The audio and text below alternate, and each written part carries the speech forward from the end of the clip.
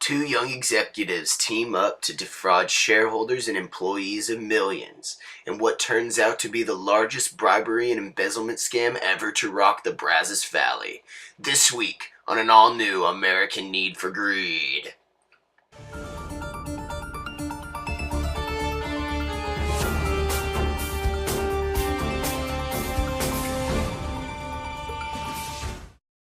The story begins in the unassuming town of Bryan College Station, where both Tyler Mays and Parker Wells attend the local university.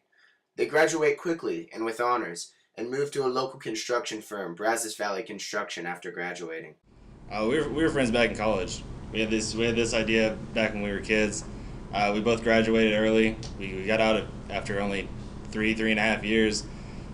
Came and started doing construction immediately. We were both pretty high up in our class. Both seemed like pretty smart guys, so figured might as well team up. I worked there for not a very long time, maybe 5 years.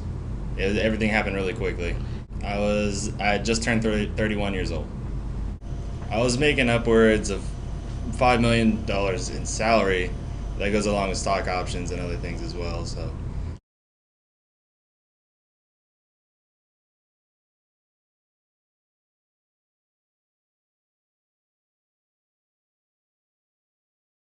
I moved into the company as an accounting manager, then up as a controller, and then I eventually made it to the CFO. I worked for the company for 10 years, and then after the scandal and everything came out, I was incarcerated.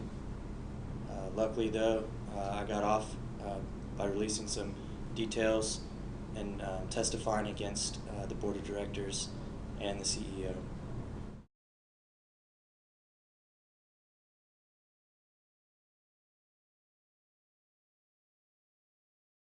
On the surface, they just tried to seem like down-home guys. They were trying to be friendly. They tried to show that they were helping each other, but sometimes those feelings can equate to selfishness and just trying to save yourselves and your families and not help the general public.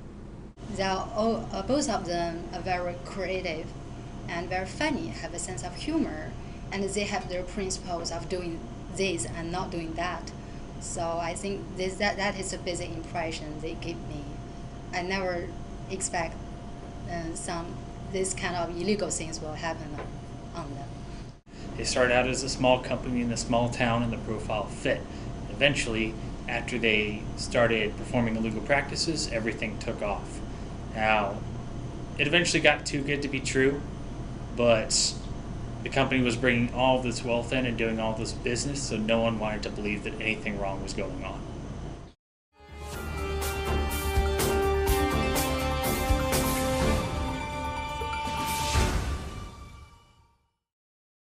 Only 2 weeks after having completed their most recent project, a bribery scandal broke that shook the company and sent waves rippling through the community. The company wanted to project an image that it was a company built by and for the community. They started out small right here in College Station. They hired from inside the city, and they like to promote from within. And so part of the reason they could get away with what they were doing was because within the company, everyone was supposed to be friends, and you weren't supposed to go against one another. Other than, I always thought they were swell people. Matter of fact, Tyler and Parker, they're the guys everybody wanted to be, They're closing the big deals, going out to these extravagant dinners, incredible vacations. I mean, these guys were gods. They're who everybody wanted to be. I even wanted to be them.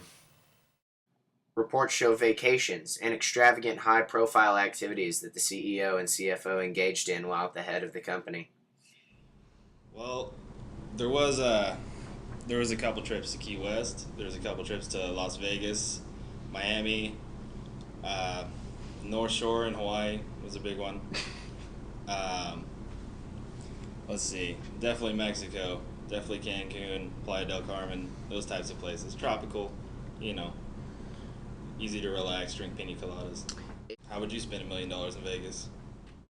When interviewed, ex-employees describe aggressive accounting tactics, as well as horrific verbal beatdowns that were suffered by the CEO and CFO when expectations weren't met. They never really said anything that they would do to me, but it was more like, you want your job, you want to keep it, then you're going to do this. It was mainly on my part to kind of make the change or to do something about it, and I never did. I received some stock options and some high bonuses at the end of the year for doing these things.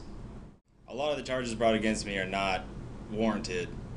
I should probably have a lawyer here talking about this, but... Coming up next on American Need for Greed, a bribery scam goes all wrong. Just open this envelope in case it's something important, and the secretary found out it's a bunch of cash. It's, you can only fit so much money in an envelope, but it was several thousand over the course of several weeks.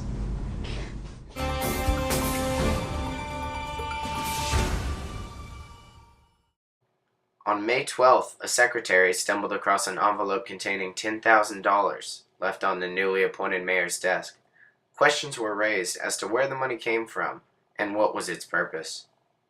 The money is delivered to the wrong guy who's not supposed to receive it. Yes, there's no address on the envelope, no receiver's name. Actually, the money was just put on the desk that the people is supposed to receive, but that people is on vacation. So that people's secretary just opened this envelope in case it's something important, and the secretary found out it's a bunch of cash, probably thousands of dollars in cash, the pure cash, not check, no name, no address. Every point for this envelope and cash is suspicious. Yes.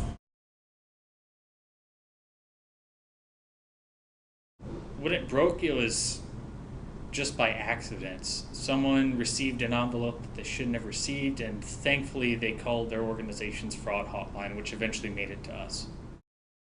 Less than 2 weeks after the envelope appeared, the DA had Parker Wells arrested for embezzlement and fraud during his time as CEO of Brazos Valley Construction. Well, I don't want to incriminate anyone, but it was a local politician. It did get delivered to the wrong person. They're under investigation right now. There's not a lot that I want to say about it, but I will say that it was one of the higher up people in town. The acts are almost astonishing, even for someone in my position. It started out as just a single act of bribery to try and help get a job, and from there it just snowballed. More and more and more cases, which led to embezzlement, which led to cooking the books, just to try and cover up that single act.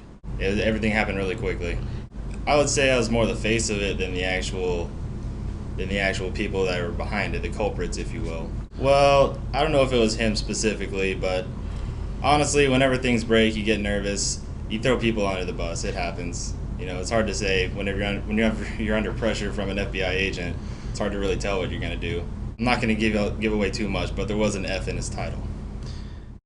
Parker Wells maintains he's still not the head of the criminal mastermind that defrauded shareholders of millions. But then who is? Could ex-CFO Tyler Mays really have been the one who cost shareholders in the community at large hundreds of millions of dollars in one of our nation's largest accounting scams ever? Find out next time on American Need for Greed.